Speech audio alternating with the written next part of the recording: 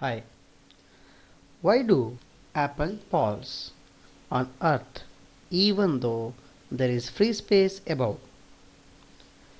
Why do the ball thrown up falls back to earth? There must be an invisible force pulling down these particles towards it.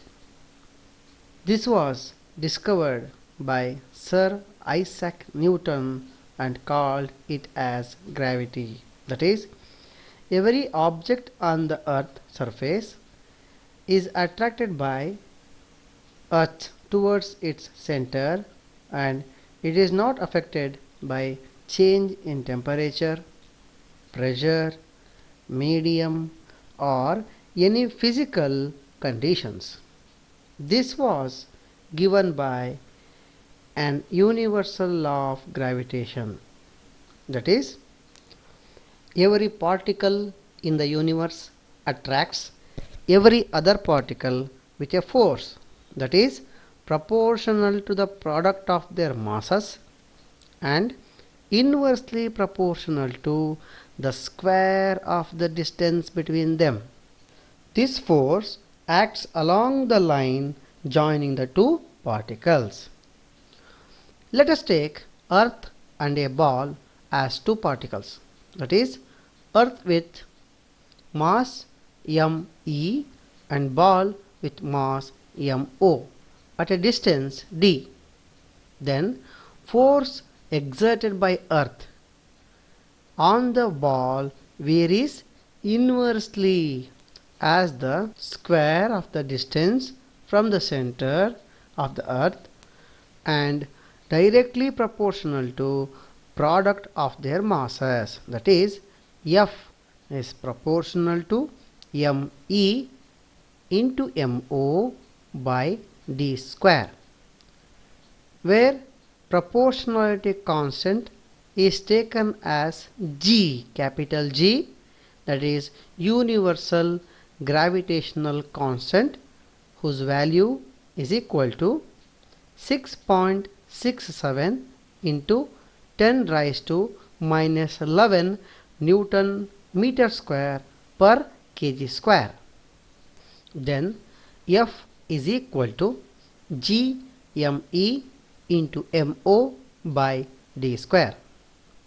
In case of moon and earth, centripetal force is provided to the moon by earth by its gravity, and it is given by the same formula.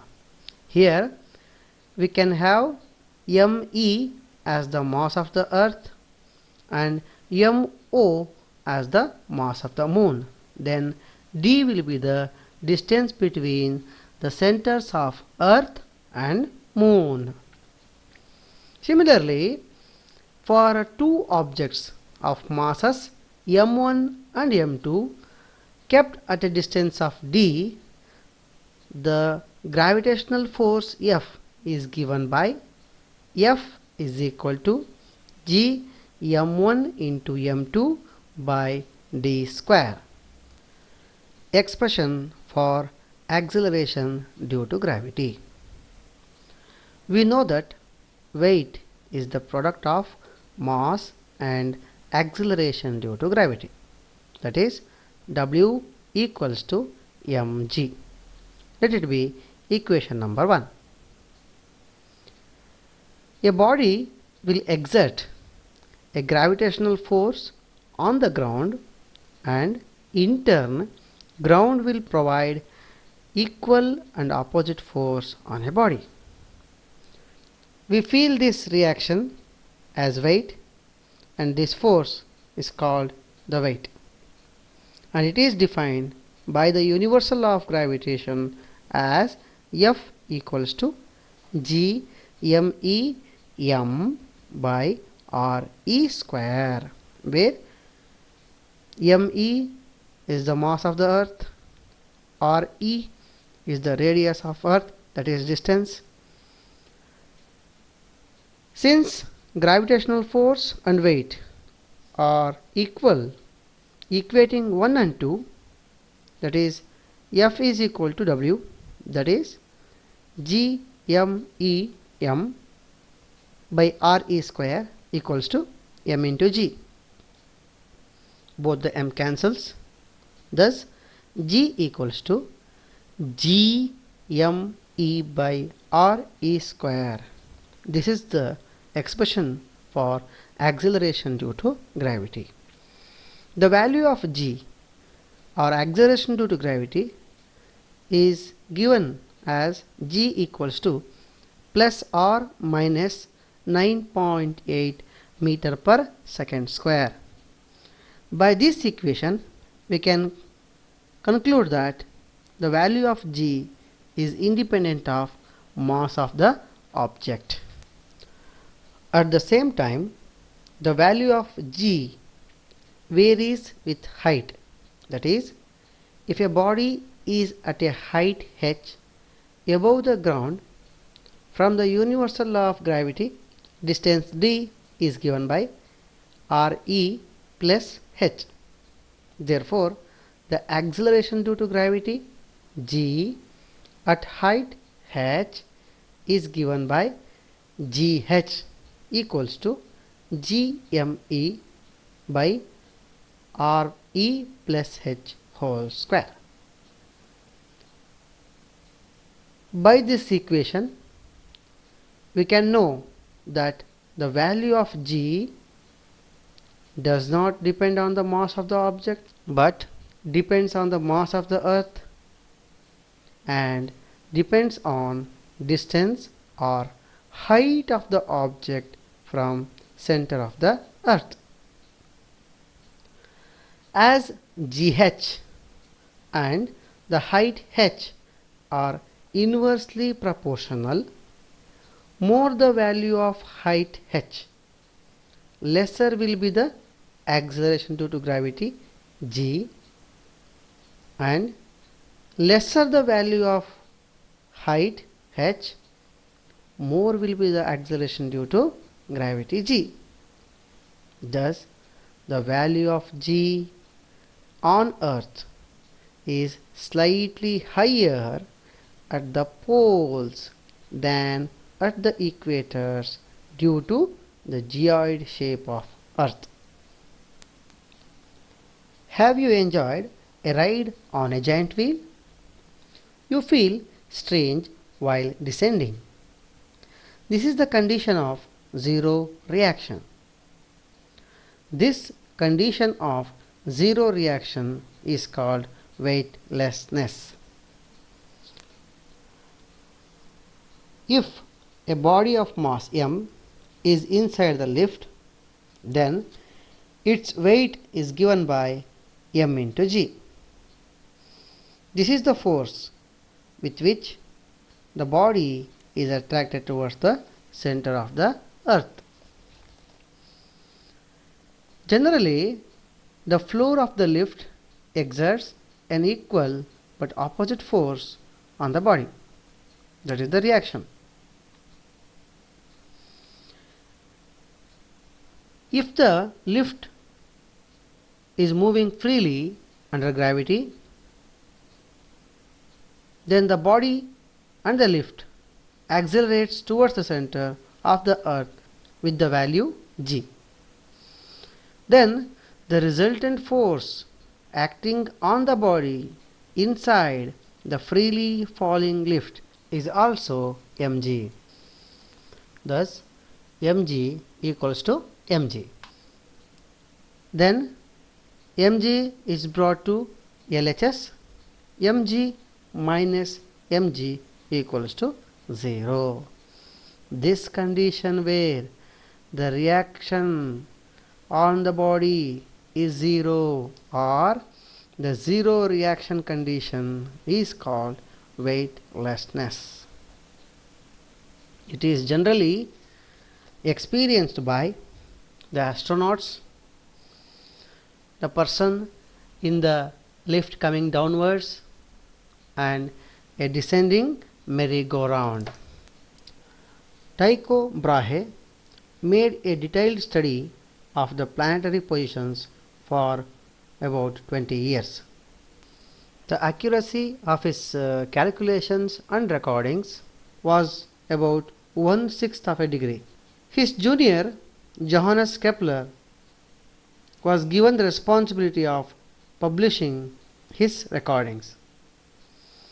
Then Kepler studied these data carefully and made some valuable observations. Thereby he derived 3 laws of planetary motion called as Keplers Laws of planetary motion. Kepler's first law of planetary motion, or the law of orbits.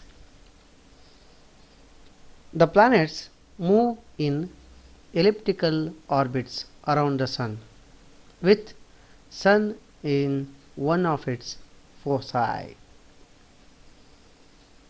Kepler's second law of planetary motion is also called as law of areas. It states that each planet moves in its orbit such that the imaginary line drawn from the Sun to the planet sweeps out equal areas in equal intervals of time. Similarly, Kepler's third law of planetary motion is called as law of periods. It states that the square of the periods of revolution of a planet around the Sun is proportional to the cube of the length of the semi-major axis of the planet's orbit. That is, r cube is proportional to t square, where t time period of a planet, that is, time taken by the planet to complete one revolution around the Sun. R is the length of the semi-major axis of the orbit of the planet. Applying this equation, that is r cube proportional to t square, to the Earth and the planet, we will get rp cube by re cube equals to tp square by te square, where rp is the length of semi-major axis of the planet's orbit, re is the length of the semi-major axis of the Earth's orbit, tp the time period of the planet, and te is the time period of the Earth.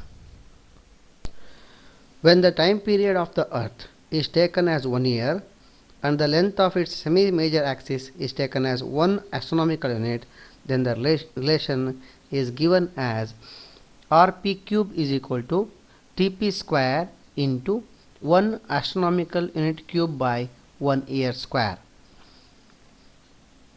where 1 astronomical unit is equal to 1.5 into 10 raised to 8 kilometer.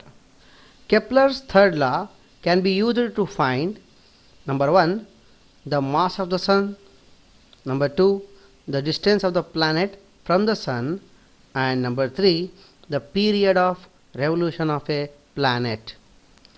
Importance of the law of gravitation. The universal law of gravitation explains number 1, the force that binds us to the Earth, number 2, motion of the Moon around the Sun, number 3, the motion of planets around the Sun, number 4, the discovery of the Neptune planet, and number 5, the discovery of the planet Pluto, number 6, the tides due to Moon and the Sun. Derivation of Kepler's third law using law of universal gravitation. When the Earth revolves in its orbit, Earth attracts the Sun by the gravitational force and vice versa. These two forces are equal and this keeps the planet in its orbit. Let ME be the mass of earth, v be the velocity of earth, and r be the distance between the earth and the sun, that is length of semi-major axis of the earth. The capital M is the mass of sun, and g represents the gravitational constant, equals to 6.67 into 10 raised to minus 11 Newton meter square per kg square. We know that centripetal force is equal to gravitational force. Thus, MEV square by R is equal to GME by R square. By simplifying, we get V square equals to Gm by R. Let it be the equation number 1. But velocity is equal to circumference by time period, that is V is equal to 2 pi R by T.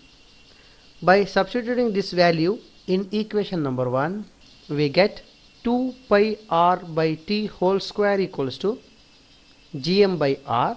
By cross multiplying, R cube equals to Gm by 4 pi into T square, and Gm by 4 pi being a proportionality constant, we get R cube is proportional to T square.